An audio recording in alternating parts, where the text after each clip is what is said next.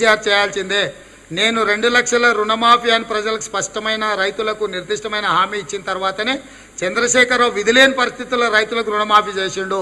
అయితే చారి ఇక్కడ నీకు మతలబ్ చెప్తా, నువ్వు వినాలే. ఇవాళ రుణమాఫీ చేసిన వాళ్ళందరికీ నేను విజ్ఞప్తి చేస్తున్నా, ఎంబడే బ్యాంకు పోయి 2 లక్షలు తెచ్చుకోండి. డిసెంబర్ 9 నాడు నేను రాగానే మాఫీ చేస్తా. ఇవాళ చంద్రశేఖరరావు ఏమనుకుంటున్నా అంటే రుణమాఫీ చేసిన ఓట్లు నాకు పడతాయని. నేనేం చెప్తున్నా అంటే రుణమాఫీ అయిన వాళ్ళందరూ ఎంబడే పోయి మళ్ళీ 2 లక్షల రుణం తెచ్చుకోరి. డిసెంబర్ 9 నాడు నేను అవి మాఫీ చేస్తా. కాబట్టి రైతులందరికీ నేను విజ్ఞప్తి చేస్తున్నా, ఎంబడే పోయి బ్యాంకుకు పోయి లోన్లు తెచ్చుకోరి, వచ్చిన ఎంబడే నేను రుణమాఫీ చేస్తా.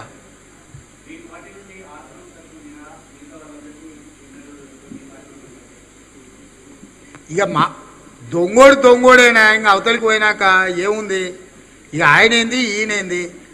టార్గెటే చంద్రశేఖరరావు మాట తప్పిండు.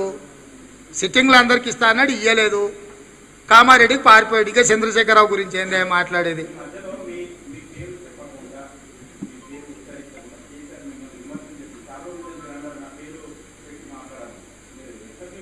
ఇప్పుడు కూడా చెప్తున్నా, చంద్రశేఖరరావుకు నా పేరు తీసుకునేంత ధైర్యం లేదు.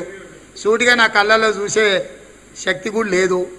అందుకే నా కళ్ళలోకి చూడడు, నా పేరు తీయడు. అది రాష్ట్ర ప్రజలందరికీ తెలుసు. ఒకవేళ రాజుకు తెలియకపోతే రాజు కూడా తెలుసుకోవాలి. ధన్యవాదాలు.